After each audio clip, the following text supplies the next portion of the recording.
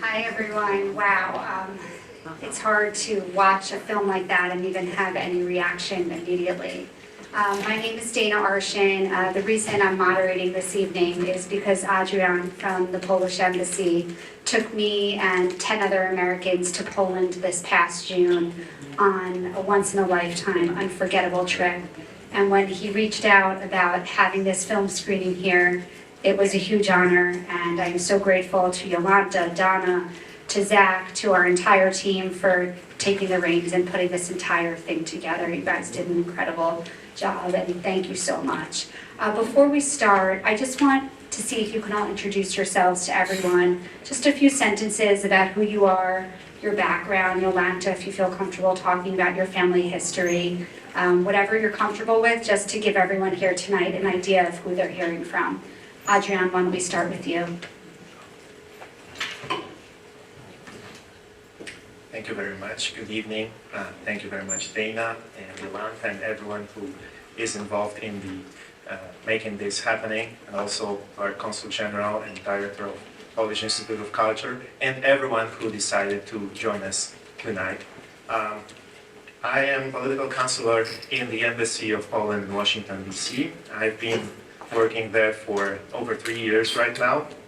I cover Jewish affairs, and we've been, as the Consul General said, we've been screening this movie all over the country, particularly this year because it's 110th anniversary of Tarski's birthday, and also because of this wonderful endeavor that a few people that you have seen mentioned in the subtitles after the movie, that they have taken in at Georgetown University 10 years ago, so exactly on the 100th anniversary of Karski's birthday. And this started with small sketches, and then the big stage performance with David Strathairn, and turned into a movie that we had the pleasure to see. So I think I will stop here. Good evening, Yolanta Zabeka. I have been involved with the Holocaust Memorial and Tolerance Center now for about 29 years. I came to the center from the Nassau County Museum of Art, and with a request to really present and hang the first Holocaust exhibit at the Holocaust Center by one of the Holocaust survivors. There I met 3 incredible Holocaust survivors: Irving Roth, Richard Weilheimer, and David Gertzman. And with those 3, I had worked on Pockets of Rescue. We worked with the U.S. Holocaust Museum in Washington, D.C., looking at pockets of rescue in Europe. So every country and how, and for instance, the connections. David Gertzman took on Poland when I was at the U.S. Holocaust Museum, and I had Greece and Romania. When I asked about Poland, the librarian said, "Do you see this entire room? That is Poland." I have made a promise to those 3 Holocaust survivors that I would continue their work. I am a Catholic, born in Poland, but I have dedicated really my life to the Holocaust Center. And for anyone unfamiliar, Yolanta is the vice chairman of the board. Yes. I'm Donna Rosenblum. I'm the education director at HMTC. I retired March 13th, 2020, so just think about that date. And the world kind of shut down March 16th, 2020.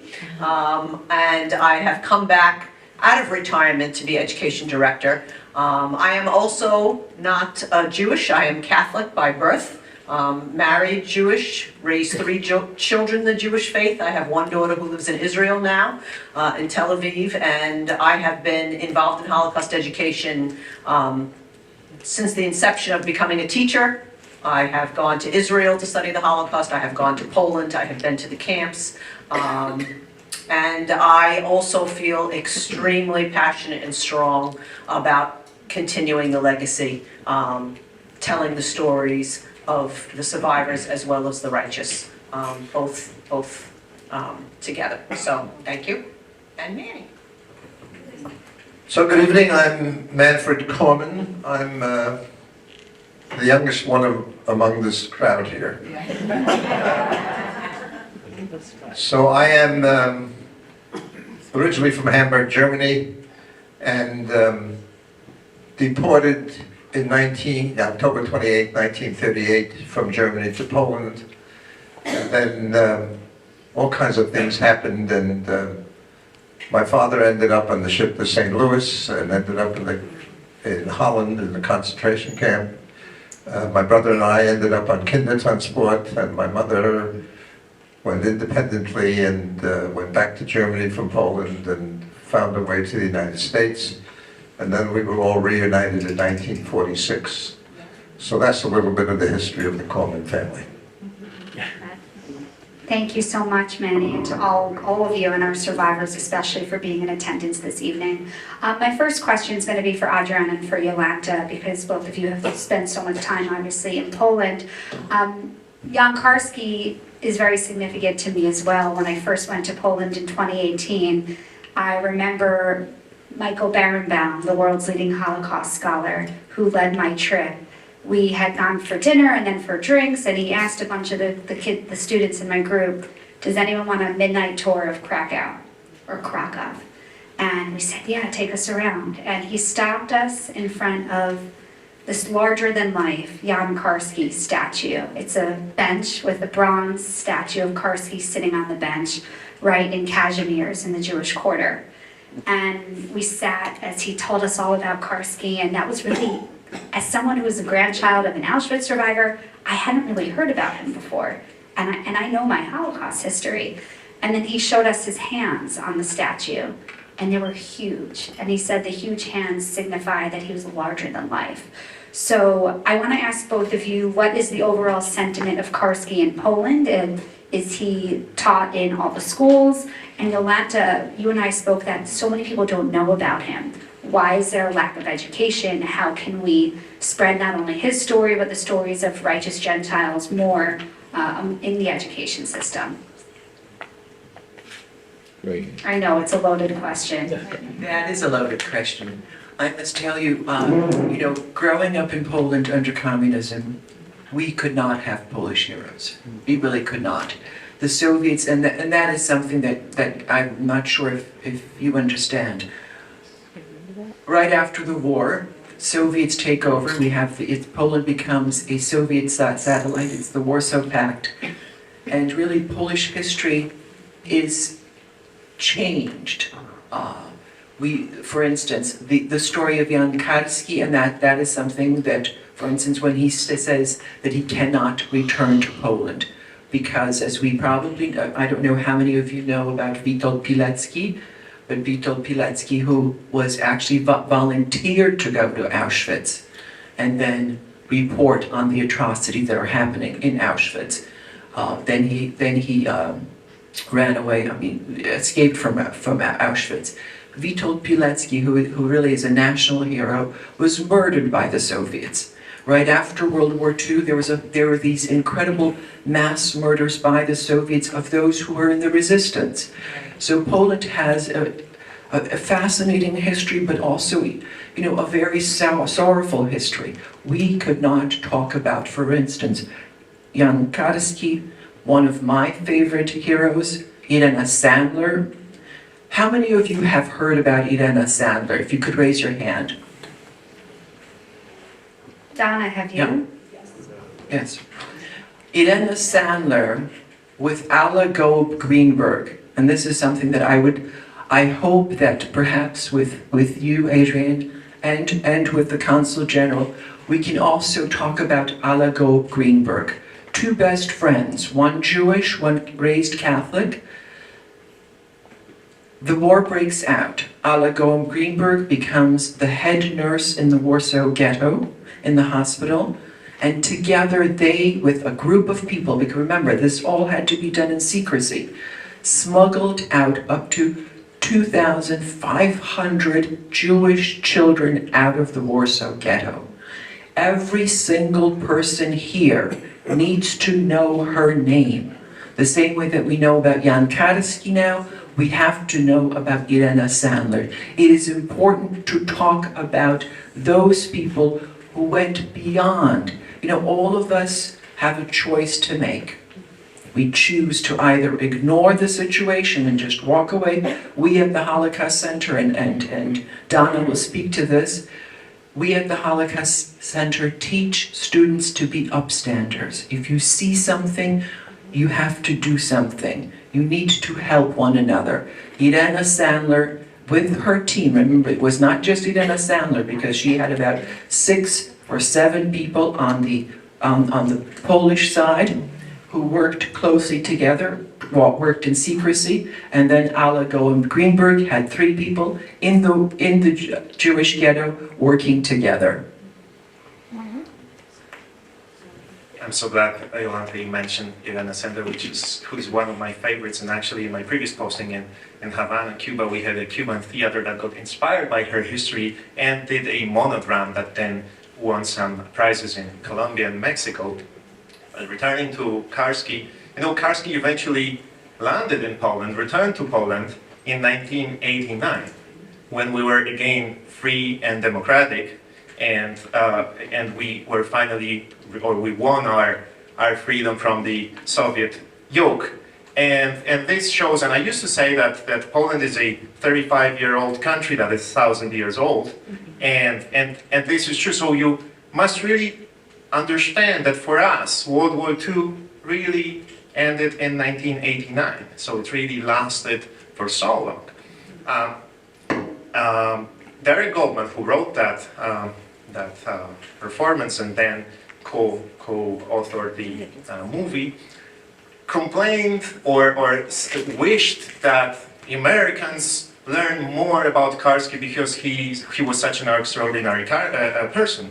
And I told him, yeah, and the Poles have to learn more about Karski because they were for so long also not allowed to learn that. Therefore, our embassy last year, together with the Ministry of Foreign Affairs and the Jan Karski Educational Foundation, financed a study visit to Poland of David Strathairn and Derek and the other co-author of the piece and some people. And then David performed in Warsaw, in Poznań, in Kraków, and in the very city of Karski in Łódź, and it was all sold out, and it was a huge success. And this way also they brought Karski to the Poles. So I think, and one last thing, there is a particular, Mr. Consul General referred to Karski's bench, and I will not lose my opportunity to talk about our embassy building and its particular relation to Karski. So it happens that our embassy building in DC is the longest serving embassy building in the United States of America. And as you might remember from the movie, the meeting between Karski and Justice Felix Frankfurter took place in that very building, in the Blue Room. So if any one of you happens to be in DC, please let me know and I'll invite you for a coffee in that very room. It must be surreal for you when, Karski mentioned how he worked in the embassy. That must be amazing that you had a chance to work in the same place as him. Yes, that's really very symbolic. And again, this is 110th anniversary. There is so many, and he worked at Georgetown University for so long. And I had the pleasure and honor to meet plenty of his students, both when we screened the movie at Georgetown in April of this year, but also last month in Miami. There were 3 students of Karski that appeared, and some of them were his students before 1970. So he wouldn't tell that this was before Landsman's Shoah. And yet when we are at Landsman's, I also recommend to you to watch an interview with Landsman. That is a more recent one. I think it's from some 10, 15 years ago, when he talks in Israel about Karski, and he gives much bigger, deeper insight on his conversation on Karski, because the very small fragment that you see in Shoah, as you also heard from David in this case, was not really representative to Karski's knowledge and to Karski's personality. Thank you so much, Donna. My next question for you, and then I'm going to get to Manny. So Donna, Karski's call to action in this film was, "What can I do?" So how can this be applied today, and what does his experiences tell us about the responsibilities of both witnesses and bystanders? Well, obviously, the call to action for me personally is so much deeper. Prior to October 7th of 2023, it was really the focus on Holocaust education, Holocaust survivors, the righteous, and now our call to action is different, much more complicated. My word of 2024, my word of 2025, I think my word forever. And we just have to do everything in our power, and I think that the film was so incredible in that I really felt like Karski was speaking to us. Yes. Right through the screen, you know? What can we do? Who are we going to be? And that's one of the things that we do, and I know Manny will speak to this as well, at the center. I mean, that is what we hit home to the kids. So last week, just as a little snippet, we had the Jewish Institute of Queens, we had St. Francis Prep, and we had Calhoun High School in the Belmore Merrick district come public school, you know, through our doors, and the same message was hit home to the Jewish students, the Catholic students, and the public school students. And they all walked out of our doors better people. I truly believe that. That's why I get up every day. You know, they're better people, and that's what we have to focus on. We are not going to solve the world's problems. We're not going to, but we can do our part. And it's really what I do every day. It's why I'm here. It's why I came out of retirement. You know, and I'm sorry I get emotional. I try not to, but you can't not be emotional. If you're not emotional, you're not human. You're not feeling. You're not fighting. So, on a side note, talking about, I say Irina Sendler. That's how, you know, the American eyes, sorry. Gal Gadot is supposed to play her in a movie, the Israeli actress who played Wonder Woman. She's supposed to be bringing her to the screen. So it was in pre-production, and I don't know what's really happening with the film now, but I know she will bring her dignity, poise, beauty, and everything to life. So I'm really hoping that does come to pass. Should I pass to Manny Yeah, to and answer? I just, we keep talking about Irina Sandler really quickly. I saw an amazing Polish film last year, Irina's Vow. Is that the same for Irina? Okay. That was the play. She was amazing too. Yes. And maybe at the end, I don't know if you know any films off the top of your head, but if you know any to suggest that other people can watch. Dana, that was a play on Broadway, not Ir- off Broadway. Irina's Vow? Broadway. Irina's Vow, and it played for almost 2 years. Oh, I didn't know that. I saw the film last year. It was amazing. And the actress playing her was Tova Feldscher. Wow. Was Tova? Yeah. Oh, wow, I didn't know that. All right, Manny, why don't you comment on the same topic we were discussing? Obviously, Righteous Gentiles helped save you, your experiences speaking in schools. What is that like for you, and what message do you hope these students come away with, and what reaction have you gotten from them? So my experience really began big time when I was invited to be part of the witness program of United Jewish Appeal. And that gave me the opportunity to meet with 12 to 14 high school kids from local high schools in Long Island. And we met at the JCC in Westbury. And there we spent a year together. And they wanted to know in depth the story of my family from the time of our being deported from Germany until we survived, or we all survived and arrived in the United States in 1946. And so these young people were so interested and so dedicated to task. And they had things to do because it was a culminating activity which is held every year at CW Post Tiller Center. And the place is filled to the rafters, and the young people have to prepare written documents, and they speak publicly, and they have pictures of my family and other families that are involved in this. And so they really get a real grounding in individual cases such as mine, or such as some of the other people sitting in this audience, and get to understand what transpired. So from there, I ended up somehow ending up in the Holocaust Center towards of Glen Cove, and now I have the opportunities to go out to speak to schools, and in fact, I was asked not too long ago, do you only speak to Jewish kids? And I said, no, that doesn't work for me to begin with. We speak to all youngsters, all kinds of populations throughout Nassau and Suffolk County. Some are more Jewish than others, and some are much less Jewish than others. In some cases, they're non-Jewish kids at all. But they're interested. They ask the right questions. One of the things we always insist upon is, after the presentation, there's got to be a question and answer period, because children should not be denied the opportunity to learn more and to let us know what they're really thinking when we speak. Very often, we assume kids understand what we're saying or have a clear value system that goes with what we're saying. That's not always the case.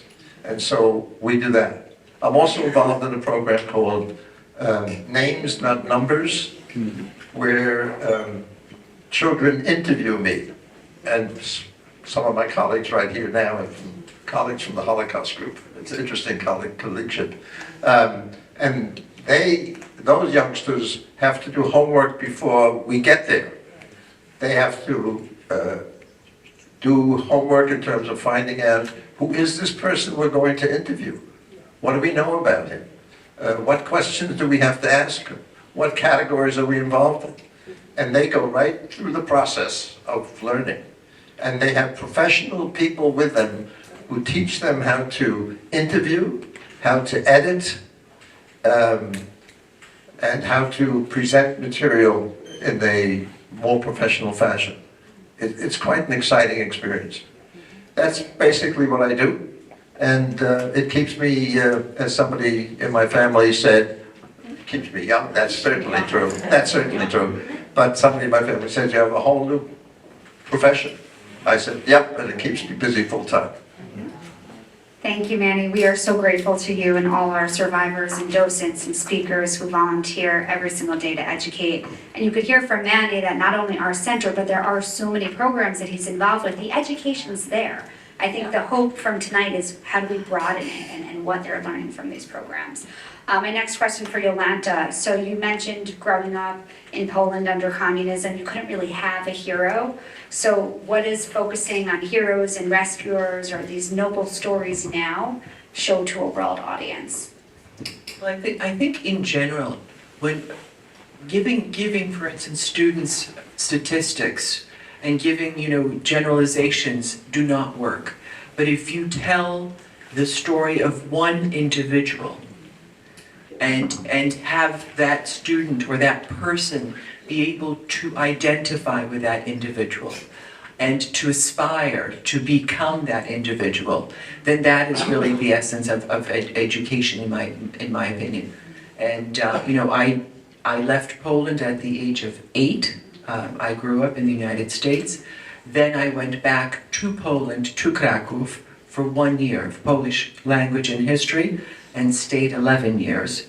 And I had the privilege of actually working at the Department of Psychology on a government grant, the modernization of education in Poland, still under communism. We left in 1985 to return to the United States, but it had been, a very interesting endeavor. For instance, my specialty was children's creativity, so psycholinguistics and in language and creativity. Everything that I wrote, any article that I wrote, had to be censored. So therefore, we would have to go to the censor. The censor, of course, had to justify their position, so they would cross out certain things. I would get the article back, which made absolutely no sense, try to rewrite the article and go back to the censor. And so that was that that whole atmosphere under communism. And I must tell you, we just took our grandkids, Jack and Nico, to Poland this summer. And it was amazing. Poland is amazing. It is a beautiful country. I am so proud that I have finally lived long enough to see a prosperous Poland. And that to me is just such an incredible endeavor. And Alan and I are going to Poland. I'm taking Alan next year to Poland. And anyone else who wants to come, please come and join us. But to see Poland and to understand what Poland went through during World War II, with all the good, the bad, and the ugly, and we have to bring all of that to light. But Poland right now is prospering, and it is wonderful to really see my friends buying second homes in Spain and in Portugal. That to me was absolutely, I could not even believe that would be ever possible. Incredible. I remember when I went to Poland, I always felt, hearing my grandfather's story of surviving Auschwitz and the anti-Semitism before the war, you think of Poland as being covered in a dark cloud.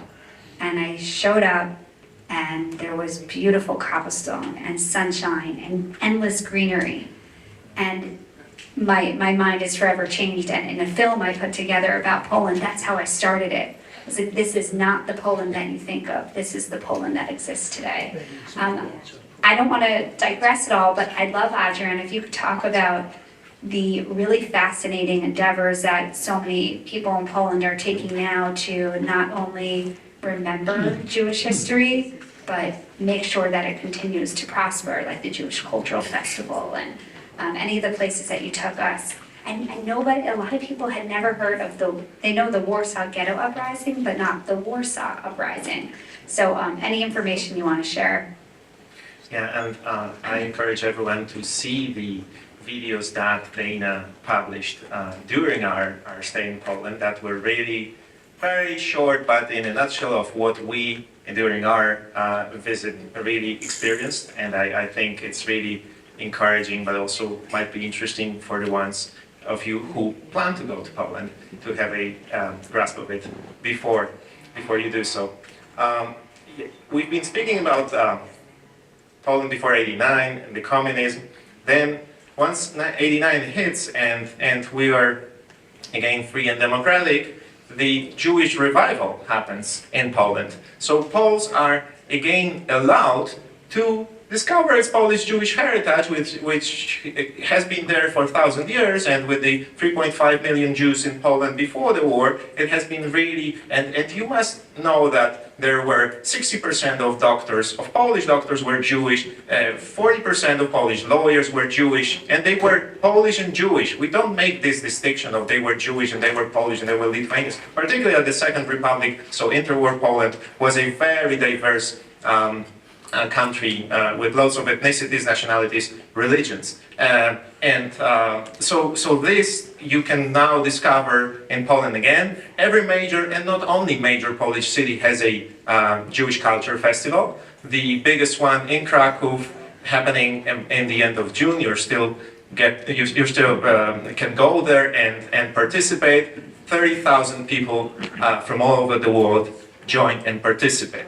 And then you can go to Warsaw but particularly Kraków, Warsaw have there lots of Jewish institutions. Polin Museum of the History of Polish Jews, which just recently, 2 months ago, celebrated its 10th anniversary of opening.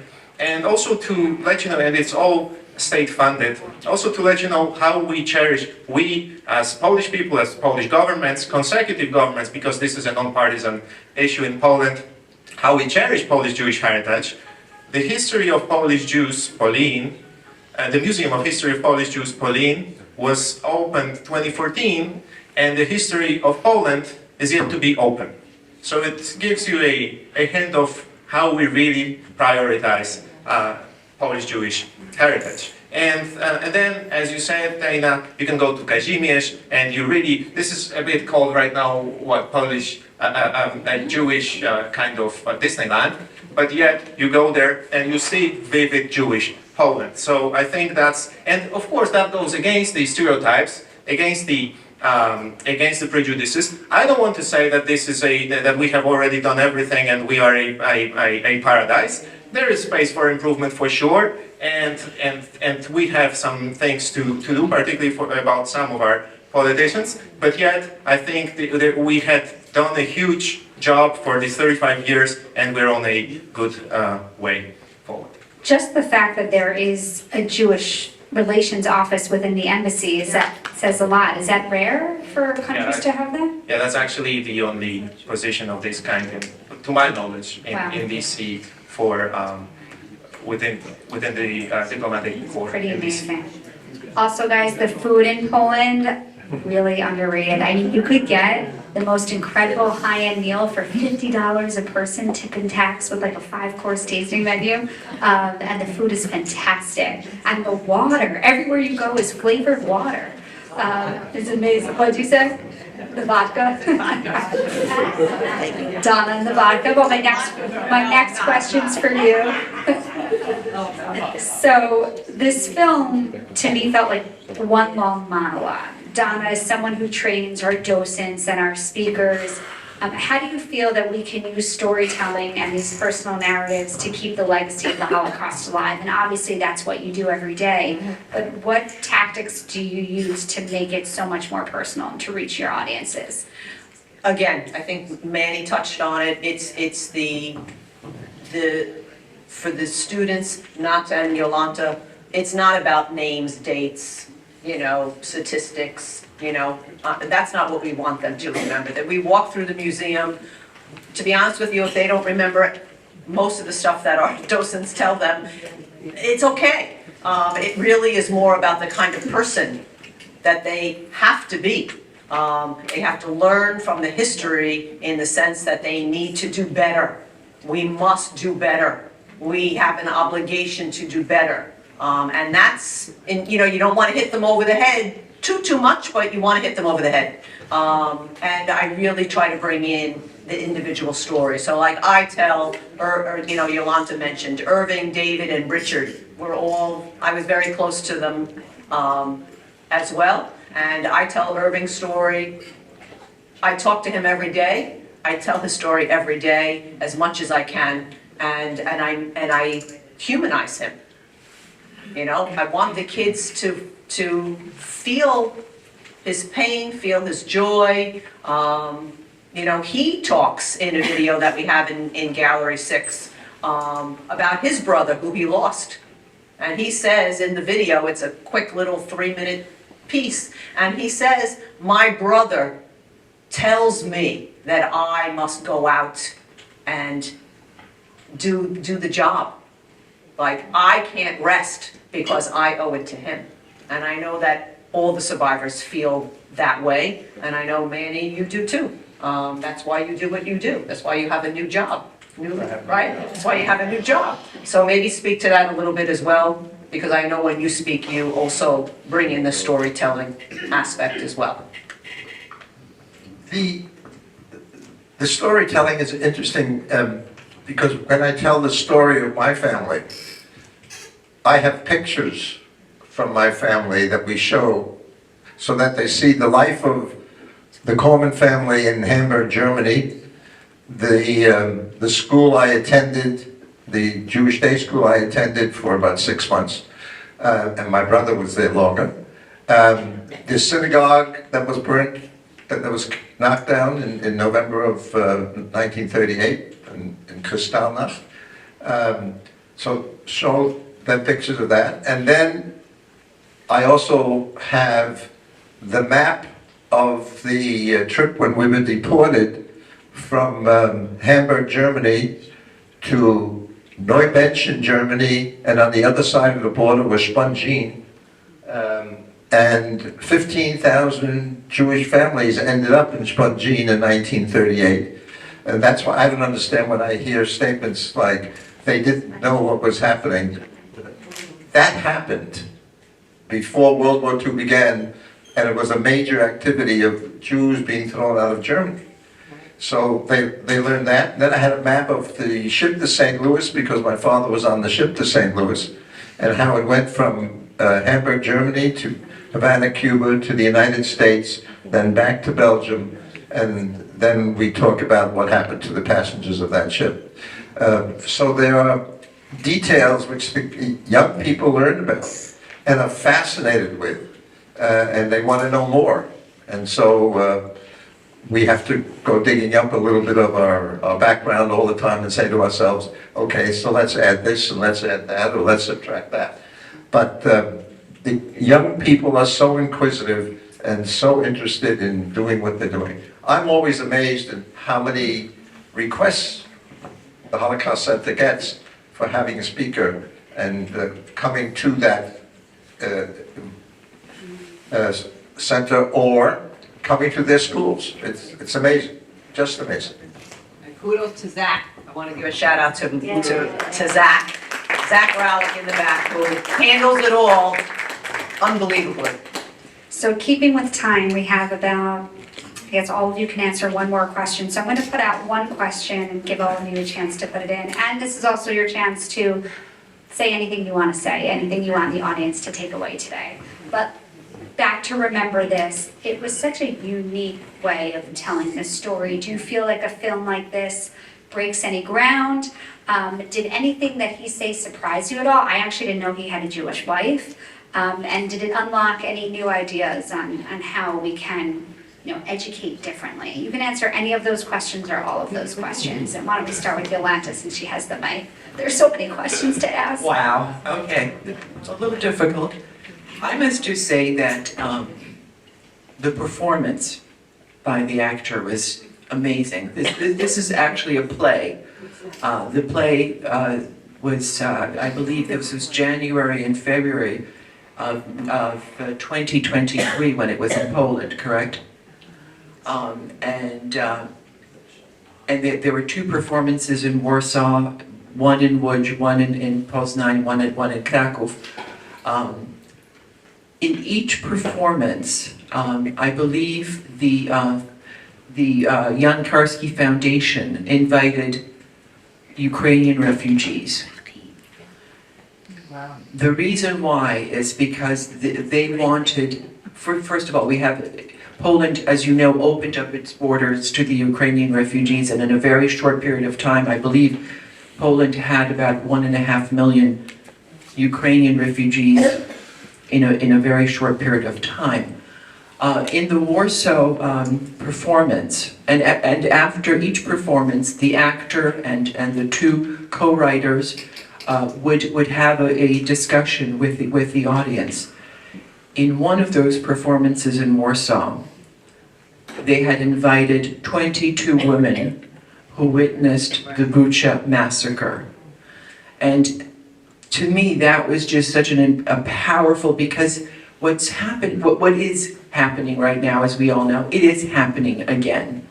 We are having massacres all over the world, and we have to be better. We as humans need to be better, and I think that's what I take away from the Jan Karski film, this film, and from his work and so forth, as this humble, dignified man with a very, very sobering story to tell us, that we all need to do better in our everyday life.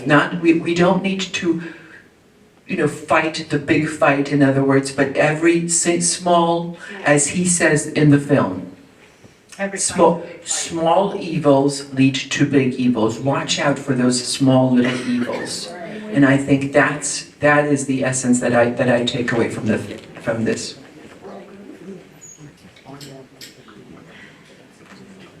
I think, Karski,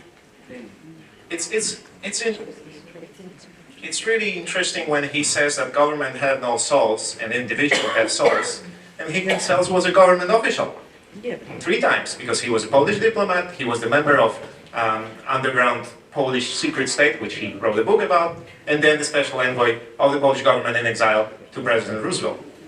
And yet he speaks of the governments this way. But I understand his message in the sense of that the governments are constituted by people, by individuals, and then these individuals have souls and they have choice to take action. I also thought about the history of Jan Karski because, you know, he was 25-year-old when the war broke out. I don't think you are ever ready to face the war, but you are definitely not ready when you're 25. And yet, he was trained as a diplomat. You know, diplomats are trained to bring peace, to engage in dialogue, to bring people closer, to build bridges, cooperation. And yet he had to face war, he had to be to take secret missions. And then what we see from his story, and that's why he didn't want to speak, because he felt that he failed, that his mission failed. He spoke to the Lord of humanity and he failed. Now, I inquired a little bit more about his life, and then it eventually turned out that in 1944, President Roosevelt signed the executive order on War Refugee Board, which led to a saving of thousands of Jewish lives. So, a little bit too late, but yet. And John Paley, who was the director of that board, credited the inception of that board to Jan Karski. So Karski, who was always calling himself and referring to himself as an insignificant little man, was indeed a hero.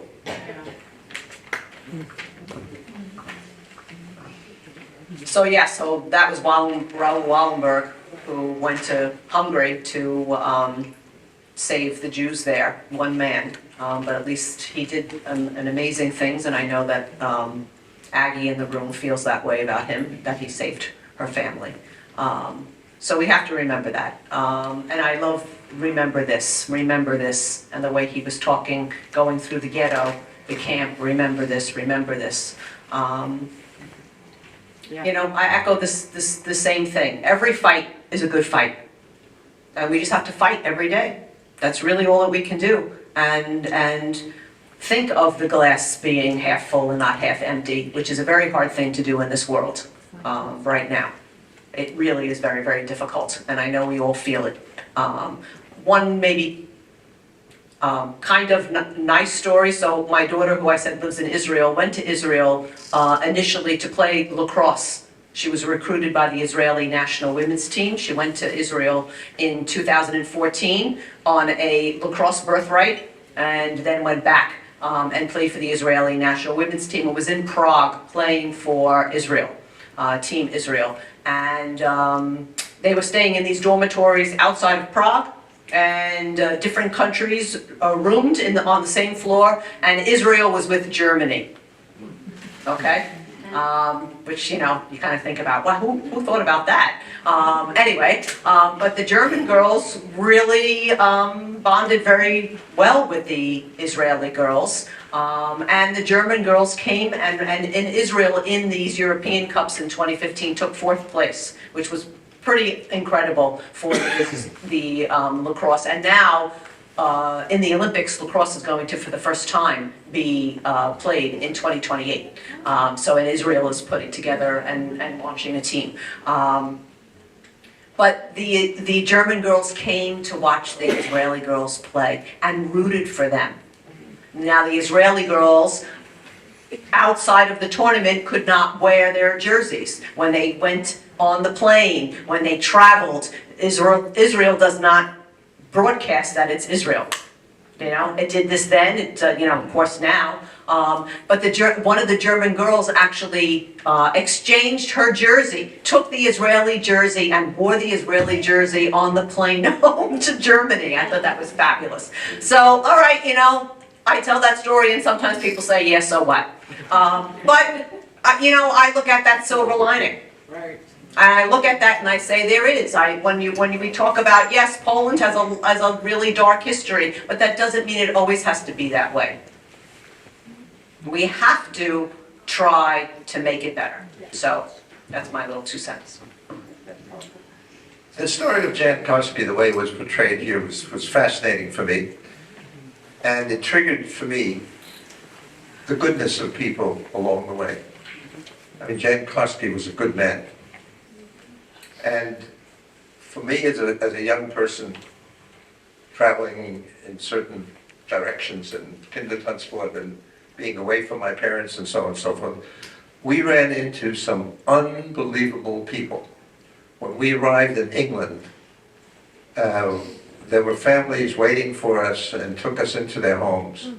And then a short time later, right after war broke out, because we arrived there in late August of 1939, and war broke out September 139. Within 2 weeks after we were there, the British government decided to evacuate all school children of London to the countryside. Well, the countryside, we went into totally Christian world. We went from a totally Jewish world in London, which what happened to us when we arrived, into this totally Christian world of people who took such good care of us. It was an unbelievable experience, to the point where some of the Kindertanzsport kids never saw their parents again. They were adopted by the families in Taunton, England, when their parents didn't arrive. So there was some real goodness out there of people, and really helped us survive and get to where we had to go. And we actually have a few moments to take any questions from the audience, if any of you have. You can scream it out. My name's Arne Hers. I'm with American Jewish Committee. I've been to Poland twice, and up also to the Warsaw Rising Museum. I thought that the movie did an excellent job really expressing the complexity and the difficulty and the suffering of the Polish people, and also, of course, without shortchanging the suffering of the Jews of Poland at that time. I've also been to the Poland Museum 2 weeks before it opened, back in 2014, and went back again with my wife, Suzanne. One thing about the movie that really jumped out at me, and it's an outstanding movie, and thank you all for your beautiful comments, is the way he was describing the mob going onto the train. And when you're forced into a mob, you lose the humanity. It just becomes a mob. And the Nazis became a mob. He described the mob of the rally that he went to, that youth rally. And it was a society that got swept up into a real mob mentality. They lost their individuality. And I think Karski did an incredible job maintaining his humanity as an individual. And I also find it interesting that he was alone in the play, in the movie, alone. There were no other characters, just him. He maintained his individuality. And I would think that part of the great work that you do, the Holocaust Museum, is to teach people to be able to stand apart from whatever the mob is of the day. And today we see mobs too. We're talking about him as in the United Nations. I also do perceive a mob mentality of an anti-Israel bias within the United Nations, and mobs within college campuses. So we're still confronting mob mindset. And I think, again, the key thing is to teach someone what it means to be a leader and to stand alone and to stand with conscience and to be willing to sacrifice your life for it. And I think that was Jan Karski. Saw another hand come up? Yes, wonderful presentation and very moving movie. It's an inspiration to my wife and myself because we're writing a book about another survivor, Victor Glosser from Long Island. He's a Czech survivor of 6 years of the Gestapo prison, the transport, the Lodz Ghetto, Auschwitz, and on and on. But I want to mention something I learned from Victor. He's a very interesting person because his suffering was monumental and it wasn't brief. It was very protracted. But he wasn't a bitter person. And he taught me that it's more important to understand the causes than merely condemn evil. Because only if we understand the causes from which evil arises can we transform the world to prevent its recurrence. And I think that's what kind of lesson we have to learn. Today, this coming tonight to hear and see the movie had a special twist. You know, we're all connected in various ways. So, my wife is from Northern California, Marin County near Muir Woods, an ecological center of the world. And she went to Redwood High School, and she participated in the theater in high school. And one of the co-actors David was in. was on the screen. He had no idea. So I went all through high school with them. She went to high school. And they're all here. And I was the drama person in high school. And he was like just beginning. Everyone heard that? Raise your hand if you didn't hear it. So the couple in the front were saying that this lovely woman happened to have gone to high school and acted alongside the man who starred in, David, who starred in this film this evening, and she had no idea coming here tonight. So amazing. Dana, if I can jump. Paul, Yeah. an amazing actor, and to see him, I've seen him in movies throughout his career because I followed him. David is also a very humble person. And when we met him just before the screening at Georgetown in April, and I congratulated him on that movie, he said, "Yeah, the cameraman did a great job." And then in June, 17th June, in the embassy, we bestowed a presidential medal that the embassy requested to the president of Poland, to the three gentlemen, so David Strathairn, Derek Goldman, and Clark Young, so the two co-authors of the piece, because we believe that they perpetuate the message and the personality of Karski, and this is really valuable and valid of this gratefulness that we owe to them. It says a lot about him as an actor to even take on a role like this and the challenge of memorizing those lines. And in his speech in his speech at that event, June 17th, he was really very emotional, very humble, and also really touched, and you could see that. So that really speaks lots about him. We have time for one more question from the audience if anyone has, or any thoughts you want to share. No? All right, thank you so much. I think Yolanda's going to give our closing word. Thank you so much for being here and for this honor of moderating this evening. Thank you for coming, and please support the Holocaust Memorial and Tolerance Center. We have a number of events coming up, so please go to always events coming up, but we do need your support. We cannot do it without your support. Thank you so much for this evening.